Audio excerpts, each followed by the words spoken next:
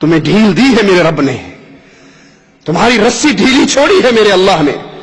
جو جی میں آتا ہے بکواس کرتے رہو, جو جی میں آتا ہے کہتے رہو. ایک دن آئے گا جس دن تمہیں اللہ کے دربار میں اٹھایا جائے گا.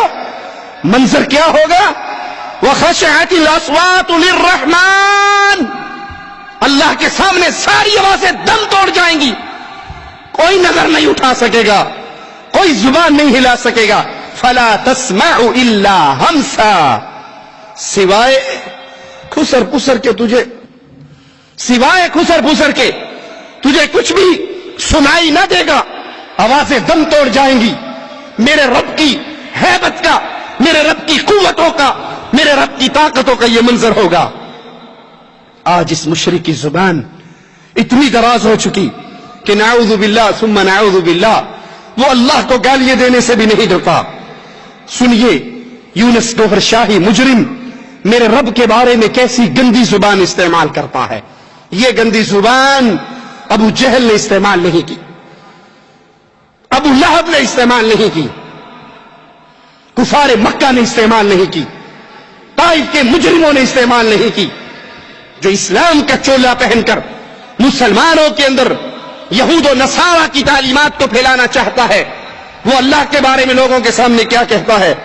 کہتا ہے خدا کی قسم, خدا بعض دفعہ انڈین فلم کے ویلن کا روپ ادا کرتا ہے.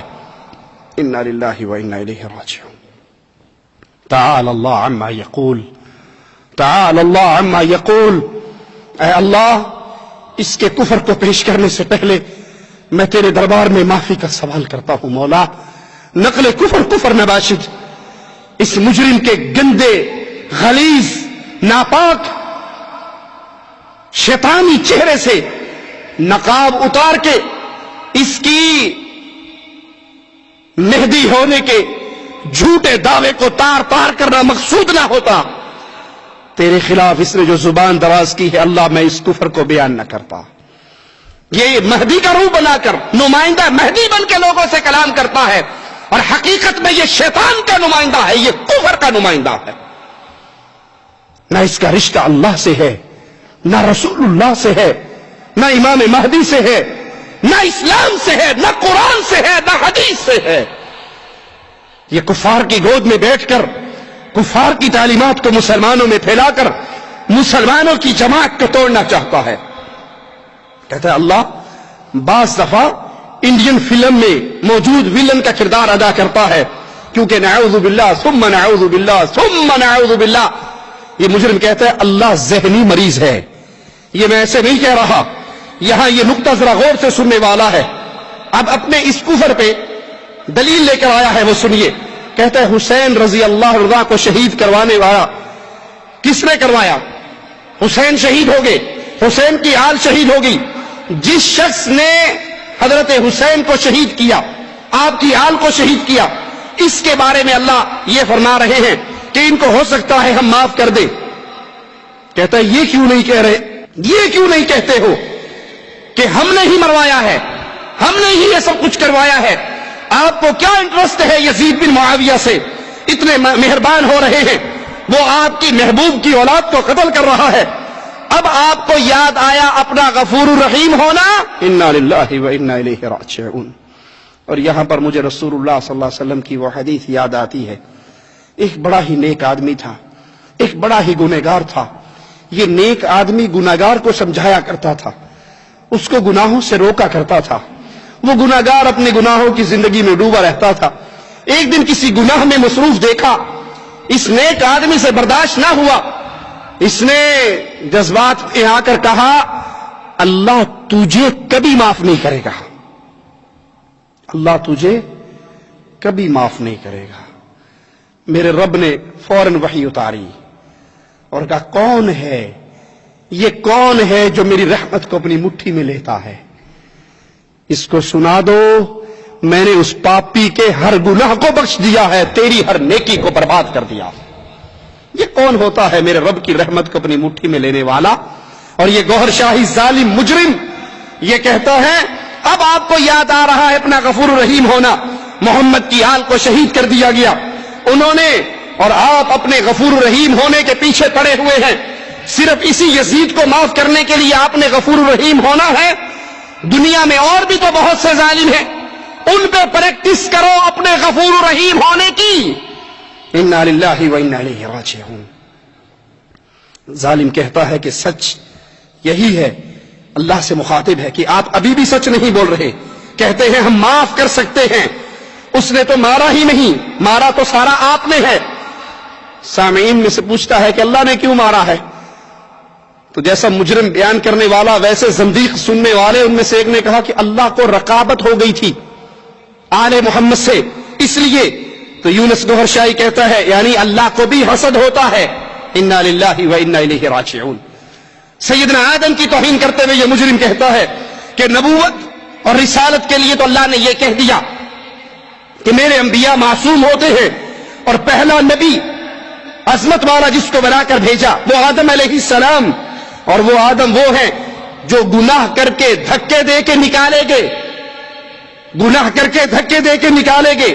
اللہ کو یہ بھی خیال نہیں آیا کہ میں پہلا نبی بھیج رہا ہوں، یہ تو ٹھیک ٹھاک بھیج دوں، اگر درمیان میں کوئی اور ٹیڑھا میڑا بھیج دوں گا تو لوگ بھول جائیں گے، پہلا نبی تو میں ٹھیک بھیجوں۔ قسم سے sometimes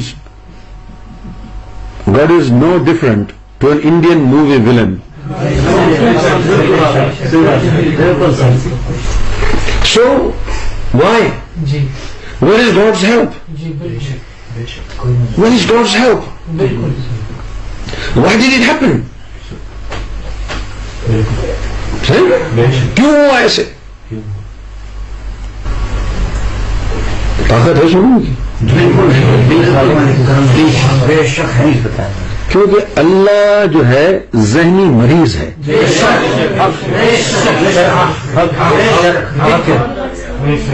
ذہنی مریض ہے، سائیکو۔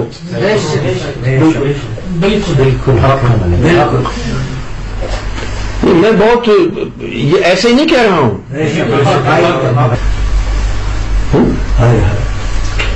تو آپ ذرا یہ دیکھیں، یہاں پر یہ نقطہ ہے بڑے غور سے سننے والا کہ حسین کو شہید کرایا گیا، ان کی آل کو شہید کرایا گیا، اور جس شخص نے ان کو شہید کرایا ہے اس کے بارے میں اللہ میاں فرما رہے ہیں کہ ان کو جو ہے نا ہو سکتا ہے ہم معاف کر دیں۔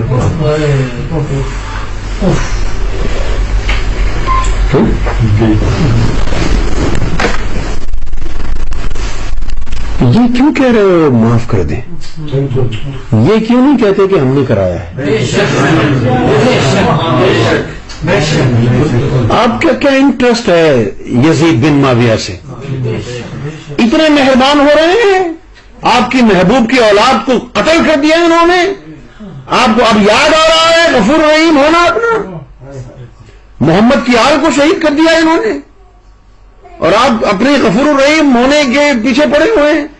صرف کسی بہن چوت کو معاف کرنے کے لیے غفور الرحیم ہونا ہے آپ نے؟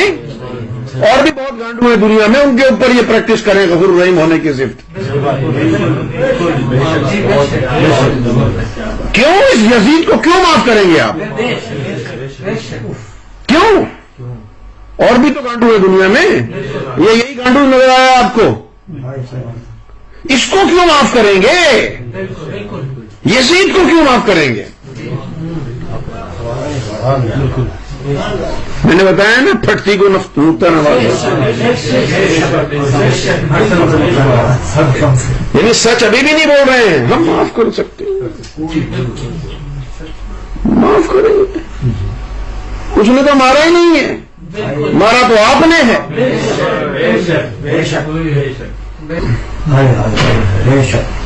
اس نے تو مارا ہی نہیں ہے، مارا تو آپ نے ہے۔ کیا وجہ تھی؟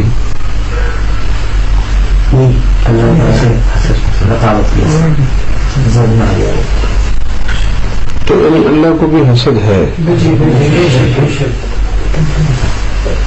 اب میں نے بتایا نا کہ اپنی پھٹتی کو نقطہ نواز ہے۔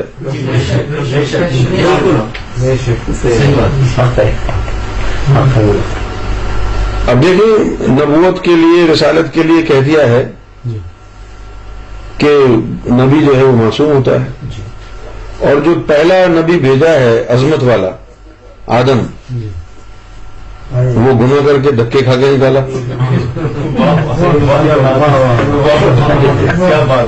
میں نے کہا نا کہ پھٹتی کو نقطہ نواز ہے.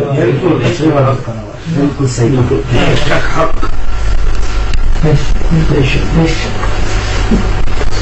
اور اتنا بھی خیال نہیں کیا یار پہلا نبی بھیج رہا ہوں یہ تو میں صحیح سے بھیج دوں, بیچ میں کوئی ایک آدھ بھیج دوں گا ایسا ٹیڑھا میڑھا تاکہ لوگوں کو یاد نہ رہے. لیکن چوری سینہ دوری. انا للہ و انا الیہ راجعون. اس کافر کا, اس مجرم کا, اس زندیق کا یہ کفریہ کلام آئیے قرآن حکیم پہ پیش کر کے اس کا جواب لیتے ہیں. یہ ظالم اپنی گندی زبان کو دراز کرتا ہے اور کہتا ہے نعوذ باللہ اللہ ذہنی مریض ہے. اور قرآن ہمیں درس دیتا ہے ابراہیم علیہ السلام کا واقعہ بیان کرتے ہوئے مالک کا فرمان سنیے وَإِذَا مَرِضْتُ فَهُوَ يَشْفِينِ. وہ کہتے ابراہیم علیہ السلام کہتے ہیں جب میں بیمار ہوتا ہوں تو اللہ شفا دیتا ہے. اے زندیق, اے مجرم, اے کفار کے ایجنٹ, اللہ ذہنی مریض نہیں ہے, مریضوں کو شفا دینے والا ہے, بیماروں کو شفا دینے والا ہے, غم والوں کے غموں کو دور کرنے والا ہے. اے دنیا کفر, گوہر شاہی کی تعلیمات کے نام پہ مسلمانوں میں کفر پھیلانے والے مجرموں, اللہ کا کلام تو سنو. وَلَهُ مَنْ فِي السَّمَاوَاتِ وَالْأَرْضِ وَمَنْ عِنْدَهُ لَا يَسْتَكْبِرُونَ عَنْ عِبَادَتِهِ وَلَا يَسْتَحْسِرُونَ. وَلَهُ مَنْ فِي السَّمَاوَاتِ وَالْأَرْضِ. زمین و آسمان میں جو کچھ ہے وہ سب کس کا ہے؟ پیارے نبی کی گود میں ابراہیم رضی اللہ عنہ نے دم توڑا تو اللہ کے نبی نے کیا کہا تھا؟ انا للہ و انا الیہ راجعون. ابراہیم تیری جدائی نے ہمیں غمگین کر دیا ہے. زبان سے وہی کہیں گے جس سے اللہ راضی ہوگا. ہم جو ہیں ہم بھی اللہ کے, جس کو لے گیا وہ بھی اللہ کا, حسین بھی اللہ کے, محمد بھی اللہ کے, پوری کائنات اللہ کی ہے. جس کو چاہے اپنے پاس بلا لے.